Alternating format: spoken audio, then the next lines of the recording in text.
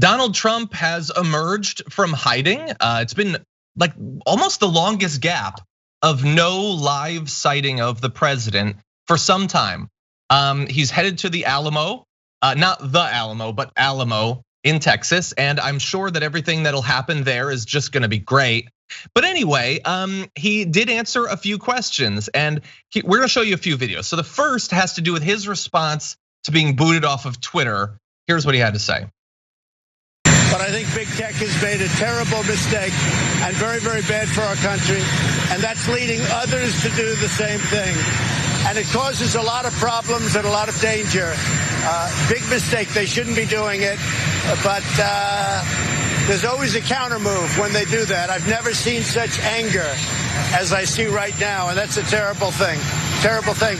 And you have to always avoid violence. And we have tremendous support. We have support probably like nobody's ever seen before. Always have to avoid violence. I mean, Jordan, he did say he doesn't want violence in the midst of that's just a threat. That's all that is a big, massive, giant, terrible threat. What did you make of that?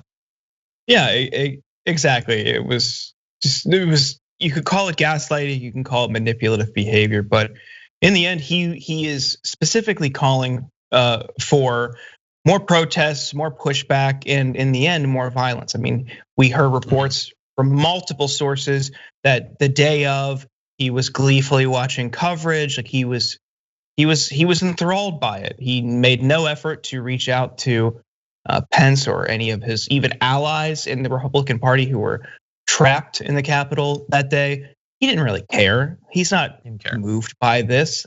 At the end of the day, he doesn't want to concede. He doesn't want to admit that he lost. He doesn't want the transfer of power to continue.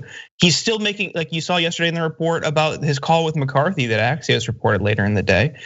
He's still in denial about the results. At which point McCarthy kind of yelled at him. It's like, it's over. Like the election is over. You need to let it go. But he has to say that. I mean, he's aware enough that he can't go out and say, yeah, the violence is good. Like he's not that stupid, but he doesn't certainly mean it. Yeah, that video is amazing. And the report that you were talking about with his talk with Kevin McCarthy, which also included that he said it was Antifa that did it. Wait, so then in that case, is Antifa the ones that you love and are very, very special people? Because that's what you were saying to the people after the attack. So are you pro Antifa? Oh my God, is the Antifa coming from inside of the White House? None of it makes any sense. But thankfully, he's got one thing going for him. It's that none of his followers are going to engage with anything that he says on a critical level, trying to make sense of it. Trying to make sense of that quote, which is, they did a very, very bad thing. It's terrible and awful, but then there's always a counterstroke. Massive anger, and it's a terrible thing to say. Wait, but you said that was bad, so why is the counterstroke to it bad? But you don't want violence, but we've got a lot of support. I'm not saying anything. I'm just saying we have massive support, and maybe watch out if you ban me from Twitter. That's all I'm saying. And this is gonna come as a shock to Dana Bash, who gave him credit for his new tone just a few days ago. What happened to the tone? Why doesn't a tone ever last more than like 72 hours? And why don't any of the people who say that he has a new tone ever learn for more than 72 hours? So that's not actually true. It's just so frustrating to go through this cycle. This is like the millionth revolution of this sort of thing that we've been through.